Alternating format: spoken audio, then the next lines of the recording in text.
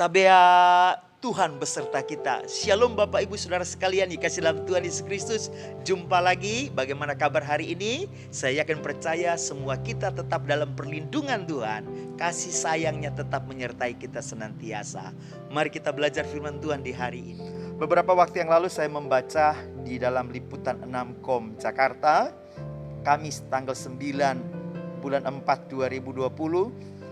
Direktur Jenderal dari ILO atau Organisasi Buruh Internasional melaporkan bahwa para pekerja dan dunia usaha sedang menghadapi bencana baik di perekonomian maju dan berkembang. Bahkan dia juga menyampaikan bahwa banyak dari mereka berada dalam pekerjaan yang berupah rendah dan berketerampilan rendah, sehingga hilangnya pendapatan secara mendadak dan ini akan menghancurkan kehidupan mereka. Demikian juga dituliskan di Jakarta, CNN Indonesia, Menteri Keuangan kita Ibu Sri Mulyani juga menyampaikan bahwa tingkat pengangguran akhir-akhir ini makin bertambah. Bahkan disampaikan sana pada tanggal 17 bulan 4 Jumat, Ibu Sri Mulyani berkata pekerja yang dirumahkan terutama dari bulan April terekam 1,24 juta dari pekerja di sektor formal. Dan kalau kita melihat hal ini, maka keadaan ini sementara mengalami hal-hal yang sangat sulit, saudara. Bapak Ibu dikasih dalam Tuhan Yesus, ini sebuah kenyataan yang harus kita hadapi. Dan kalau ini terus berlanjut, gelombang ini terus berlanjut, maka ke depan situasi ekonomi pendapatan akan semakin sangat sulit. Sehingga bagaimana kita sebagai orang percaya Tuhan menghadapi situasi yang sulit ini? Bagaimana kita menjadi orang-orang yang sungguh-sungguh memiliki tindakan yang benar, sehingga ketika masa sulit ini terjadi, kita benar-benar siap menghadapinya. Kalau kita berbicara tentang masa sulit, maka kita akan teringat pada waktu terjadinya kesulitan atau kelaparan di tanah Mesir. Maka seorang yang bernama Yusuf menyampaikan kepada Firaun supaya Firaun itu mencari seorang yang berakal budi dan bijaksana. Lalu kemudian Firaun meminta supaya Yusuf sebagai orang yang dipercayakan, karena dia dianggap bijaksana untuk menangani masa sulit tersebut. Karena itu dari kisah ini maka kita punya satu kesimpulan bahwa untuk menghadapi masa sulit dibutuhkan orang-orang yang bijaksana. Sekali lagi, orang-orang yang bijaksana. Dan ketika Yusuf menjadi penguasa di Mesir, maka masa sulit yang dialami oleh Mesir dan bangsa-bangsa sekitarnya bisa terlewatkan dengan baik. Kenapa? Karena ada orang-orang yang bijaksana. Oleh sebab itu hari ini kita akan belajar bijaksana menghadapi masa sulit. Kita menjadi orang-orang yang bijaksana supaya kita bisa menghadapi masa-masa sulit yang ada ini. Karena itu saya berharap mari kita belajar bersama-sama. Saya, kita semua, Bapak Ibu Saudara sekalian dalam Tuhan Yesus Kristus menjadi orang-orang yang bijaksana di dalam menghadapi masa yang sulit ini. Dan kita akan belajar dari Amsal pasal 30 ayatnya yang ke-24. Amsal pasal 30 ayat 24 berkata, ada 4 binatang yang terkecil di bumi tetapi yang sangat cekatan. Terjemahan lama berkata bahwa 4 perkara ini terkecil dalam dunia, akan tetapi tersangatlah ia bijaksana dan lengkaplah kepandaiannya. Ada 4 binatang, dikatakan sana 4 binatang terkecil di dunia, tapi tingkah lakunya itu sangat bijaksana. Sehingga 4 binatang yang kecil ini yang dianggap lemah, yang tidak diperhitungkan, tapi mereka bisa melewati hari-hari mereka. Mereka bisa melewati waktu demi waktu. Kesulitan-kesulitan yang mereka alami, mereka bisa melaluinya. Karena itu mari kita belajar dari 4 binatang ini supaya kita menjadi bijaksana seperti yang Tuhan kehendaki. Binatang yang pertama adalah di dalam ayatnya yang ke-25, yaitu semut. Ayat 25 berkata begini, semut bangsa yang tidak kuat tetapi yang menyediakan makanannya di musim panas. Binatang yang pertama adalah semut. Semut kita lihat adalah binatang yang kecil. Binatang yang kelihatannya wah nggak punya kekuatan. Dia lemah dan itu Alkitab memberitahukan di sana dia tidak kuat. Ya, Alkitab berkata dia tidak kuat, tetapi dia ini bijaksana.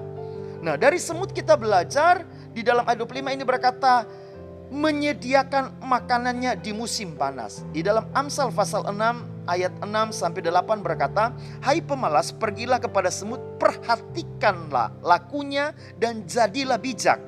Biarpun tidak ada pemimpinnya, pengaturnya atau penguasanya, ia menyediakan rotinya di musim panas dan mengumpulkan makanannya pada waktu panen."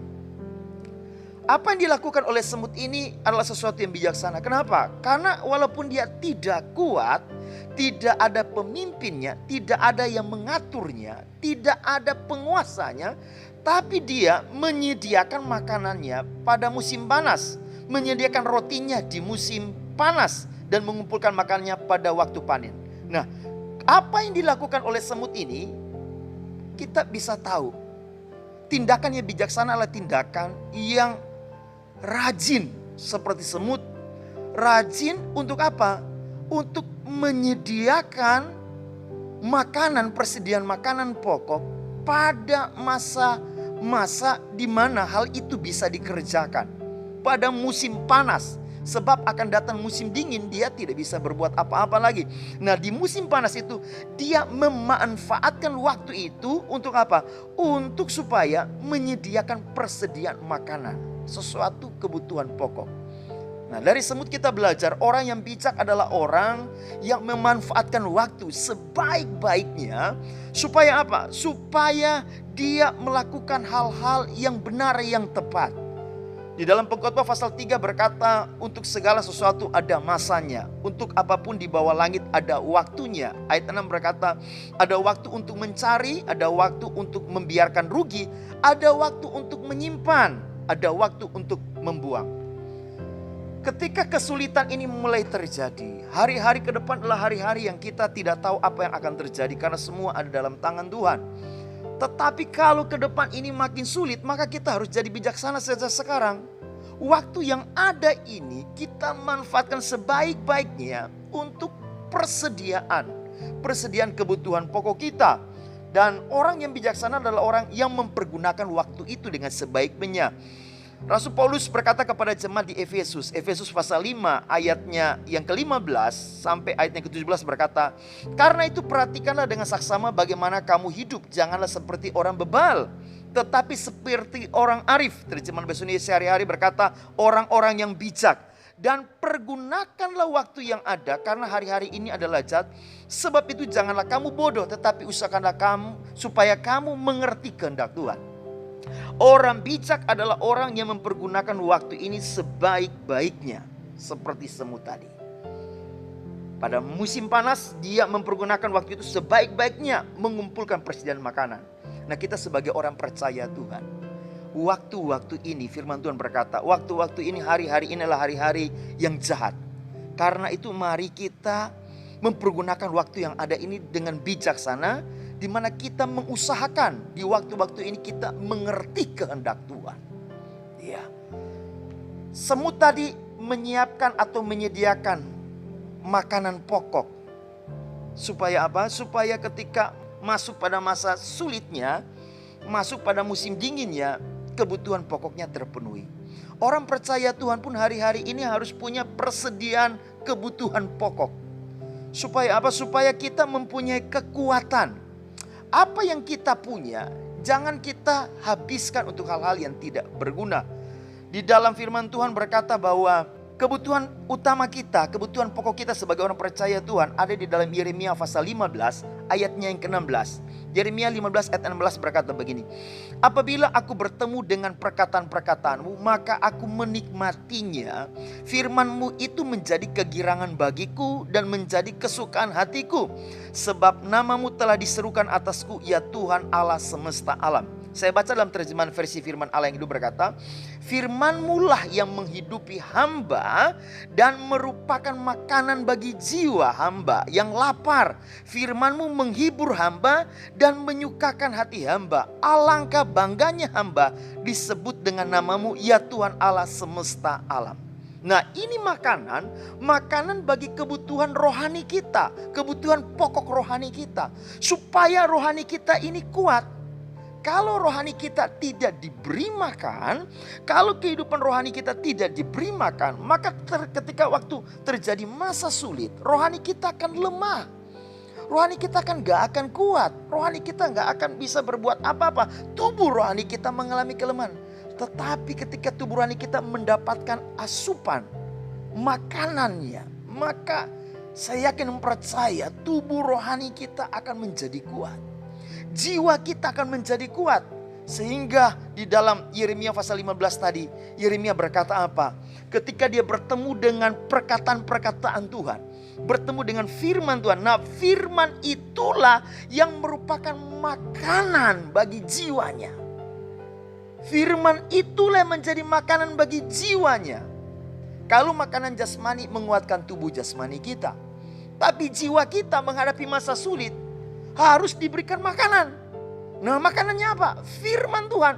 Perkataan Tuhan itu harus menjadi makanan bagi jiwa kita. Karena itu saya berharap Bapak Ibu Saudara yang kasih dalam Tuhan Yesus Kristus, kalau hari-hari ini kita mempersiapkan persediaan makanan di rumah kita untuk tubuh jasmani kita, tapi jiwa kita seringkali mengalami kelemahan, sehingga di masa sulit kita selalu memikirkan hal-hal yang tidak seharusnya kita pikirkan. Kita merasa khawatir, kita merasa takut, jiwa kita lemah. Tapi bagaimana supaya jiwa kita menjadi kuat menghadapi masa-masa sulit ini? Konsumsi, nikmati firman Tuhan sebagai makanan bagi jiwa. Yeremia berkata, ketika dia makan makanan atau menikmati firman Tuhan, maka firman Tuhan itu akan menghibur dia, akan menyukakan dia. Terjemahan King James Version berkata, and I did eat them. Dia makan firman itu, dia menikmati makan itu. Karena itu setiap hari saya berharap Bapak Ibu yang dikasih dalam Tuhan Yesus Kristus, jangan kita sekedar hanya makan makanan jasmani di rumah kita. Jangan hanya kita sekedar mengkonsumsi vitamin. Tapi mari kita makan firman Tuhan. Kita nikmati firman Tuhan. Sehingga dari firman itu kita akan terhibur. Dari firman itu jiwa kita akan dikuatkan. Inilah orang yang bijaksana dalam menghadapi masa sulit ke depan ini. Dia punya persediaan makanan secara rohani supaya jiwanya menjadi kuat. Karena itu, gunakanlah waktu sekarang ini sebijaksana mungkin. Gunakanlah untuk mencari kehendak Tuhan.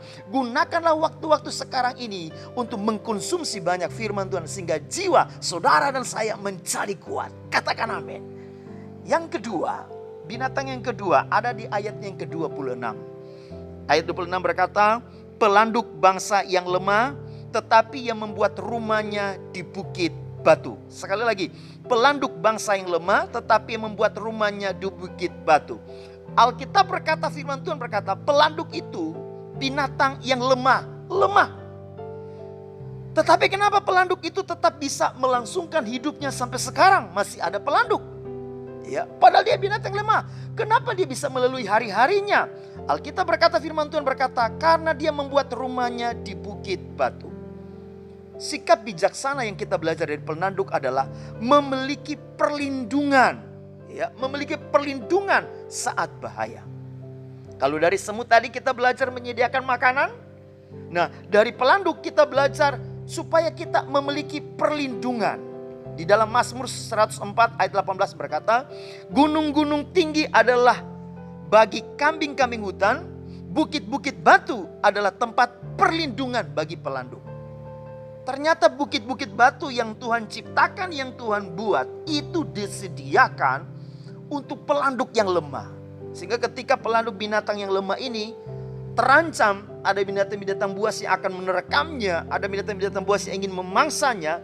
Waktu dia berlari masuk, dia masuk ke lubang-lubang batu atau bukit-bukit batu, maka di sana dia mendapat perlindungan. Nah, demikian juga orang yang bijaksana. Di dalam Amsal pasal 22 ayat 3 berkata, kalau orang bijak melihat malapetaka, bersembunyilah ia. Tetapi orang yang tak berpengalaman berjalan terus lalu kena celaka. Terjemahan AYT berkata, orang bijak melihat bahaya dan bersembunyi. Tetapi orang naif melintasinya lalu kena celaka. Kalau saudara dan saya adalah orang bijak, saat kita melihat ke depan ini ada begitu banyak kesulitan yang akan terjadi, sesuai dengan data yang tadi sudah saya sampaikan, ada kesulitan-kesulitan yang akan kita alami. Maka hari-hari ini kita harus menjadi bijaksana untuk mulai memiliki tempat perlindungan. Ya, sebab kalau kita naif, kita mengabaikannya, maka waktu ini berjalan terus, saudara dan saya pun akan mengalami yang namanya kecelakaan. Kan itu mari belajar dari pelanduk, mempersiapkan atau memiliki tempat perlindungan. Bukit batu dibuat oleh Tuhan, tersedia bagi pelanduk supaya dia bisa menjadikan itu tempat perlindungan. Nah, demikian juga saudara dan saya, kita sebenarnya punya tempat perlindungan dari bahaya. Kalau kita berlindung ke tempat perlindungan tersebut, saya yakin dan percaya sebagaimana pelanduk bisa dilindungi oleh bukit batu, demikian juga tempat perlindungan kita itu akan melindungi kita. Kita akan terlindungi ketika kita masuk ke tempat perlindungan tersebut. Siapakah tempat perlindungan kita? Mazmur pasal 61 ayatnya yang ketiga sampai ayat 4 berkata, dari ujung bumi aku berseru kepadamu karena hatiku lemah lesuh. Tuntunlah aku ke gunung batu yang terlalu tinggi bagiku. Sungguh engkau telah menjadi tempat perlindunganku, menara yang kuat terhadap musuh. Raja Daud berkata bahwa Tuhan itu gunung batu, tempat perlindungan. Kapan kita bisa berlindung kepada Tuhan? Kalau kita ini menyadari kita ini lemah. Ya. Kalau orang itu nggak menyadari dia lemah, dia nggak akan mencari tempat perlindungan. Tapi kalau orang itu sadar, saya ini lemah, saya butuh tempat perlindungan, maka dia akan mencari tempat perlindungan. Kalau hari-hari ini pun Bapak Ibu masih menganggap Bapak Ibu kuat, Bapak Ibu masih punya kekuatan, mungkin Anda mengandalkan kekuatan Anda mengandalkan apa yang Anda miliki. Kita masih mengandalkan apa yang kita punya, dan kita tidak merasa bahwa kita ini lemah dan butuh perlindungan. Maka saya tidak menjamin kita akan mencari tempat perlindungan yang terbaik. Tapi kalau hari-hari ini saya pastikan Bapak Ibu mulai merasa lemah, lesuh di rumah, mari sama-sama kita cari tempat perlindungan yang luar biasa. Raja Daud berkata ketika hatinya lemah lesuh, dia sadar hatinya lemah lesuh, baru kemudian dia berkata, tuntunlah aku ke gunung batu, karena Tuhan itu menjadi tempat perlindungannya. Terjemahan versi firman Allah yang hidup berkata, karena dimanapun aku berada, walaupun jauh di ujung bumi, aku akan berseru kepadamu meminta pertolongan apabila hatiku lemah dan lesu. Tuntunlah aku ke gunung batu, perlindungan yang kuat dan yang menjulang tinggi. Karena engkau adalah tempat perlindunganku, kata Raja Daud, menara tinggi yang tidak tercapai oleh musuh-musuhku. Tuhan tempat perlindungan kita. Dia gunung batu perlindungan kita. Sebagaimana bukit batu disediakan untuk pelanduk yang lemah, demikian juga Tuhan kita gunung batu untuk kita berlindung kepadanya. Karena itu jemaat yang dikasih Tuhan Yesus Kristus, Bapak Ibu yang Tuhan sayangi, janganlah merasa kuat dengan mengandalkan apa yang kita punya hari-hari ini. Tapi mulai berpikir, hari ini saya harus mulai memiliki perlindungan yang teguh, perlindungan yang hebat, perlindungan yang kuat, yaitu saya berlindung kepada Tuhan. Tanpa kita masuk ke dalam perlindungan itu, kita nggak bisa terlindungi. Sama dengan pelanduk, lubang atau celah bukit batu sudah tersedia. Tapi kalau dia tidak masuk ke sana, nggak mungkin dia terlindungi. Ya, dia sudah lihat ada bukit batu yang bisa melindungi. Kalau dia tidak masuk ke sana, gak bisa terlindungi. Nah, demikian juga kita dengan Tuhan. Kita sudah Tuhan sediakan dia sebagai gunung batu perlindungan kita. Tapi kita harus masuk ke sana untuk berlindung kepadanya. Dan bagaimana caranya supaya kita masuk ke sana, ke tempat perlindungan Tuhan? Tadi Raja Daud berkata, aku berseru. Dengan seruan, dengan doa, kita bisa masuk ke tempat perlindungan Tuhan Allah kita. Dalam Mazmur 31 ayat 3-6 berkata, sendengkanlah telingamu kepadaku, bersegeralah melepaskan aku, jadilah bagiku gunung batu tempat perlindungan, kubu pertahanan untuk menyelamatkan aku. Sebab engkau bukit batu dan pertahananku, dan oleh karena namamu engkau akan menuntun dan membimbing aku. engkau akan mengeluarkan aku dari jaring yang dipasang orang terhadap aku, sebab engkaulah tempat perlindunganku. Ke dalam tanganmu lah kuserahkan nyawaku, kata Raja Daud. Engkau membebaskan aku, ya Tuhan Allah yang setia. Ketika kita mau berlindung kepada Tuhan, kita dengan doa kita menyerahkan hidup kita kepada Tuhan. Kita harus menyerahkan, kita berkata kepada Tuhan, Tuhan, ke dalam tanganmu lah kuserahkan nyawaku. Ke dalam tanganmu lah kuserahkan hidupku. Kita berserah kepada Tuhan. Orang yang berlindung kepada Tuhan juga di dalam Mazmur 62 ayat 8-9 di sana berkata, pada Allah ada keselamatanku dan kemuliaanku. Gunung batu kekuatanku, tempat perlindunganku, ialah Allah. Percayalah kepadanya setiap waktu, hai umat. Curahkanlah isi hatimu di hadapannya. Allah ialah tempat perlindungan kita sela. Firman Tuhan berkata, Raja Daud berkata, gunung batu kekuatanku, tempat perlindunganku ialah Allah. Percayalah kepadanya setiap waktu. Ya. Kalau kita menjadikan Tuhan sebagai gunung batu perlindungan kita, setiap waktu, setiap saat kita harus percaya kepadanya. Dan firman Tuhan berkata, curahkanlah isi hatimu di hadapannya. Curahkanlah isi hatimu di hadapannya. Kalau Bapak Ibu Saudara sekalian dikasih dalam Tuhan Yesus Kristus, menjadikan Tuhan sebagai gunung batu tempat perlindungan kita. Ketika kita percaya kepadanya, maka kita mencurahkan isi hati kita kepadanya. Curahkan. Sampaikan apa yang ada dalam hati kita. Sampaikan, dikeluarkan, disampaikan, dicurahkan. Ya, ketakutan kita dicurahkan.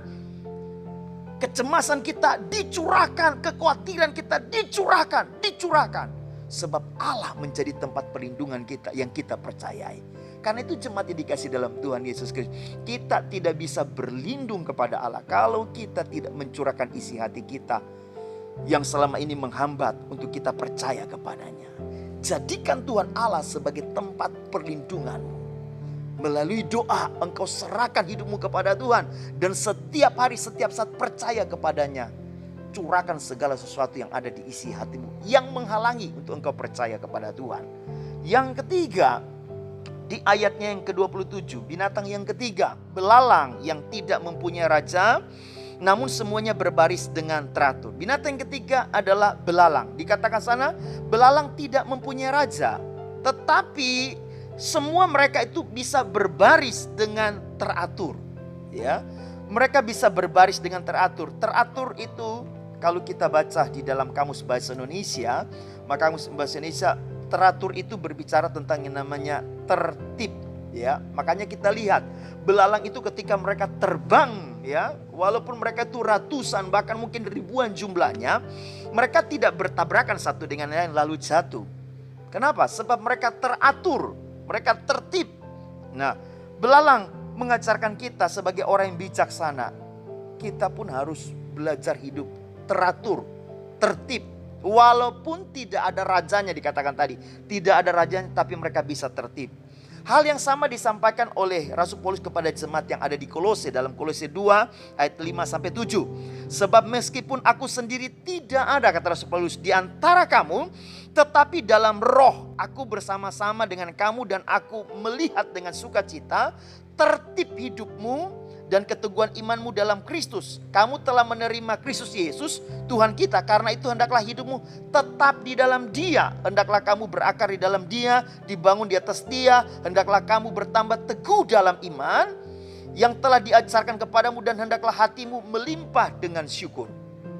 Rasul Paulus berkata kepada jemaat di Kolose, aku tidak hadir bersama-sama dengan kalian, tapi dia bisa berkata di dalam rohnya dia ada bersama mereka dan dia bisa melihat bagaimana jemaat itu tertib hidup mereka.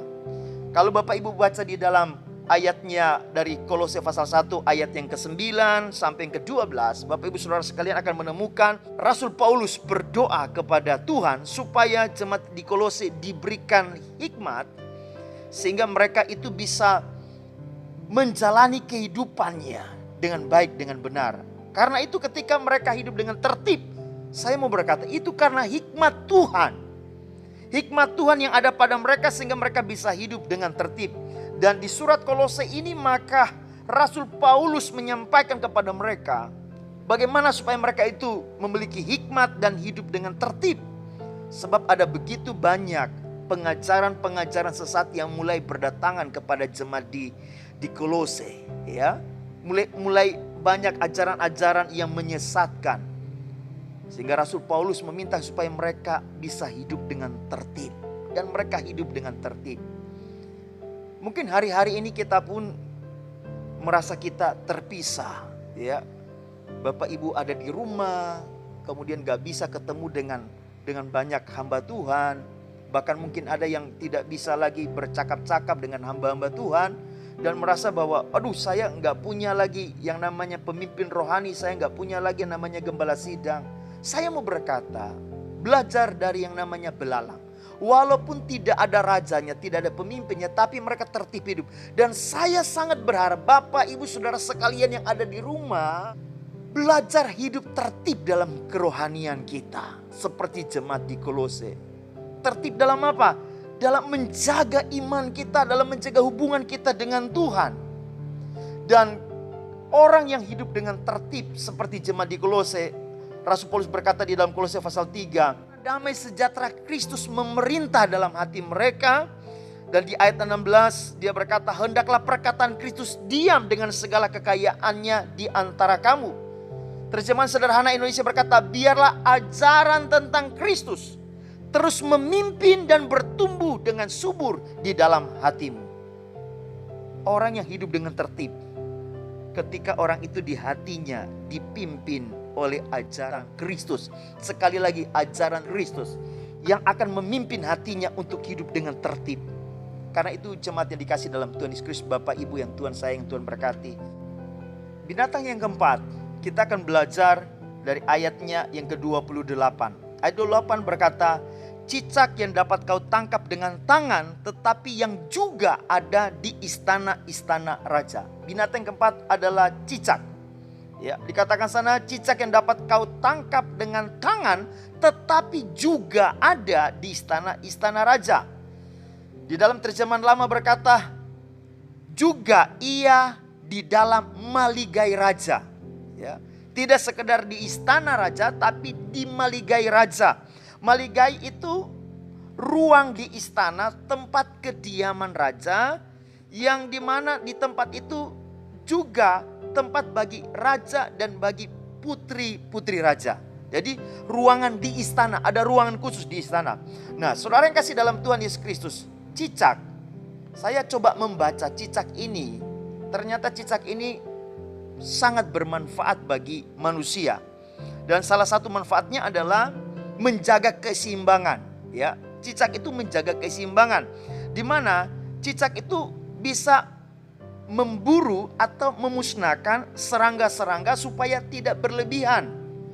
Dia memburu lalat, dia sebagai predator nyamuk, membasmi laron dan sebagainya. Jadi di mana ada cicak, cicak itu untuk menjaga keseimbangan. Nah, dikatakan sana cicak yang dapat kau tangkap dengan tangan juga ada di istana-istana. Di tempat lain dia ada, tapi juga di istana dia ada. Ya. Kenapa? Karena fungsinya dia sebagai predator yang bisa menjaga keseimbangan. Karena itu demikian juga ketika kita menjadi orang yang bijaksana, kita ini harus menjadi orang yang menjaga keseimbangan hidup. Firman Tuhan berkata dalam Amsal pasal 12 ayat 8, setiap orang dipuji seimbang dengan akal budinya, tetapi orang yang serong hatinya akan dihina. Bahasa Indonesia sehari-hari berkata, orang dipuji sesuai dengan kebijaksanaannya, orang dihina sesuai dengan kedunguannya. Ya, jadi orang yang bijaksana adalah orang yang menjaga keseimbangan, sebab dia tahu kalau dia makin bertambah bijak, maka dia akan dipuji seimbang dengan kebijaksanaannya. Tapi kalau dia itu serong hatinya, dia akan dihina. Kalau Bapak Ibu Saudara sekalian dikasih dalam Tuhan Yesus Kristus pernah melihat akrobat yang menyeberang berjalan di atas tali, seutas tali, maka dia akan memegang tongkat. Tongkat itu untuk apa? Untuk menyeimbangkan. Ya, menyeimbangkan sehingga dia bisa berjalan di atas tali tersebut, dia bisa melewatinya. Hal yang sulit, tapi karena ada keseimbangan, maka dia bisa melewatinya. Orang bijak adalah orang yang selalu bisa menjaga keseimbangannya.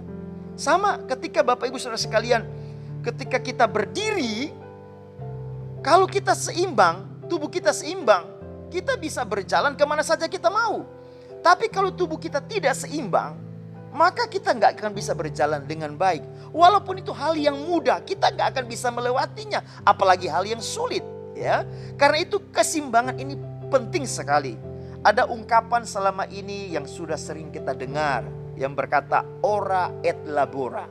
Ya, berdoa dan bekerja. Ora et labora ini ditulis dalam bahasa Latin yang punya arti tadi berdoa dan bekerja. Dan kemudian ini menjadi moto yang dipakai oleh para biarawan pada abad pertengahan berdasarkan regula Benedicti atau Benedictus. Buku instruksi ini ditulis oleh Benedicti atau Benedictus dari Nursia pada abad kelima Masehi. Ora et labora, doa dan bekerja harus seimbang. Kita nggak bisa hanya berdoa tapi tidak bekerja, atau kita jangan hanya cuma bekerja tapi tidak berdoa. Kita harus punya keseimbangan. Cicak tadi dia tidak hanya ada di tempat-tempat lain, tapi dia juga ada di Maligai. Di Maligai istana raja. Kalau kita lihat sama-sama, kata istana ini menggunakan kata Ibrani heikal, ya. Heikal. Nah, kata heikal ini tidak hanya dipakai untuk yang namanya istana raja saja, tetapi kata heikal ini juga itu dipakai untuk kata bait Tuhan.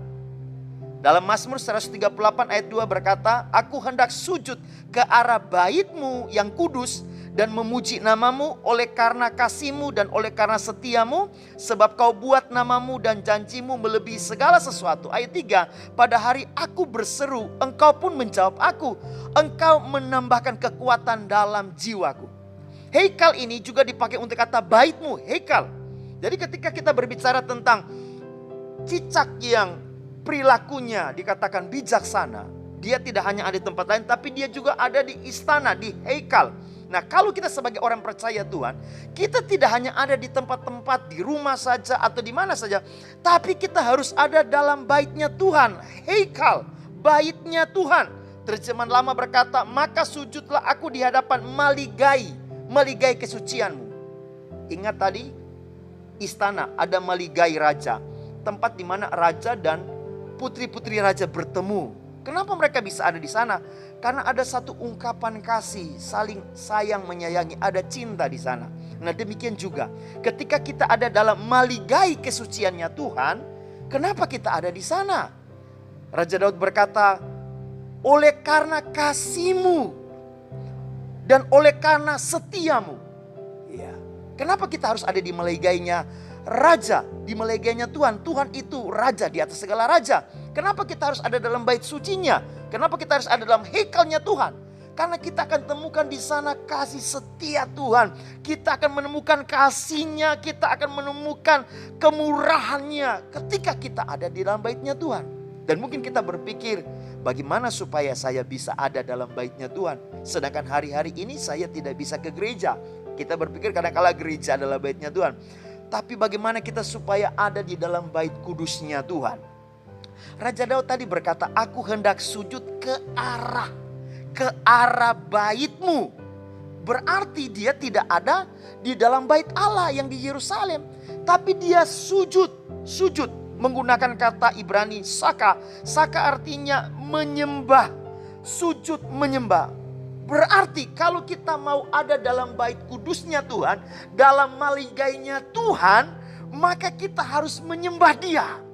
Dalam penyembahan kita ada di dalam maligainya raja di atas segala raja, yaitu Tuhan kita. Kan itu jemaat yang dikasih dalam Tuhan Yesus Kristus, hari-hari ini jangan hanya kita sibuk di tempat pekerjaan. Jangan kita hanya sibuk di tempat-tempat yang lain, atau sibuk di depan televisi, atau hanya berdiam di kamar saja. Tapi mari kita harus seimbang. Kita harus juga memberikan waktu kita untuk ada dalam bait kudusnya Tuhan, dalam maligai raja di atas segala raja. Kenapa? Sebab ketika kita ada di sana, kita akan temukan kasih-Nya, kita akan temukan setianya, Dan dikatakan di ayat yang ketiga sana, pada waktu kita berseru kepadanya, kita mulai berdoa kepadanya, maka Tuhan akan menguatkan jiwa kita. Jiwa kita akan dikuatkan. Versi firman Allah yang hidup berkata, engkau menjawab aku dan memberi aku kekuatan yang kuperlukan dalam jiwaku. Bahasa Indonesia sehari-hari berkata, kau kuatkan hatiku sehingga aku menjadi berani. Ya, karena itu jemaat yang dikasih dalam Tuhan Yesus Kristus, saudara sekalian yang Tuhan sayang, yang Tuhan berkati, jadikanlah hidup kita ini menjadi seimbang. Kita sibuk dengan pekerjaan, tapi jangan lupa ora et labora, berdoa. Kita menyembah Tuhan, ya, supaya kita juga ada di dalam meligai raja di atas segala raja, dan di sana kita akan mendapat kasih-Nya. Di sana juga Dia akan menguatkan jiwa kita sehingga kita menjadi berani. Kita berani menghadapi masa sulit. Kenapa? Karena kita memiliki keseimbangan. Ingat tadi ilustrasi seorang akrobat yang melewati seutas tali yang sulit. Tapi ketika dia menyeimbangkan dirinya dengan tongkat, maka dia bisa melewatinya. Karena itu jemaat dikasih dalam Tuhan Yesus Kristus, saya berharap mari hari-hari ini dalam menghadapi masa-masa sulit ke depan. Kita tidak tahu apa yang akan terjadi, semua ada dalam tangan Tuhan. Tapi kita harus menjadi orang yang bijaksana, belajar seperti semut. Mulai hari-hari ini mempersiapkan diri, punya persediaan makanan. Makanan sudah kita sediakan secara jasmani, tapi persediaan makanan rohani. Firman Tuhan berkata, firman itu menjadi makanan bagi jiwa kita. Firman itu makanan bagi jiwa kita. Yang kedua, belajar dari binatang pelanduk. Pelanduk dia lemah tapi dia memiliki tempat perlindungan. Hari-hari ini juga ayo kita mulai menyediakan tempat perlindungan kita. Tuhan gunung batu tempat perlindungan kita. Setiap hari berdoa kepadanya. Setiap hari berseru kepadanya. Curahkan isi hatimu. Percaya Dia setiap saat. Yang ketiga, belajar dari belalang. Belalang bisa mengatur diri sendiri untuk tertib. Hari-hari ini saya berharap Bapak Ibu Saudara sekalian dikasih Tuhan Yesus Kristus, mulai tertib rohani kita. Mulai tertib walaupun kita tidak punya pemimpin rohani, ya, yang secara langsung bisa kita lihat, bisa ketemu. Tapi hari-hari di mana Anda berada, di rumah, dimanapun Anda berada, belajar untuk bisa mengatur diri sendiri, tertib secara rohani. Biarkan damai sejahtera Allah menguasai hati kita, dan hati kita terus dipimpin dengan perkataan, dengan firman Tuhan, supaya kita tertib.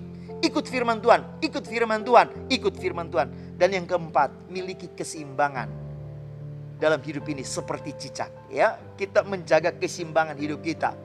Kita menjaga kesehatan jasmani kita, tapi rohani pun harus kita jaga. Kita menjaga pekerjaan kita, tapi jangan lupa kita juga berdoa. Kita menjaga semua aktivitas kita, tapi jangan lupa kita harus ada dalam meligai raja di atas segala raja. Tuhan yang hebat itu, kita harus ada di dalam meligainya. Dengan apa? Dengan kita menyembah Dia. Dengan apa? Kita berseru kepadanya. Maka kita akan temukan kasih-Nya, temukan cintanya, temukan kemurahannya. Dan Dia akan menguatkan hati kita, sehingga kita punya keberanian menghadapi masa-masa yang sulit.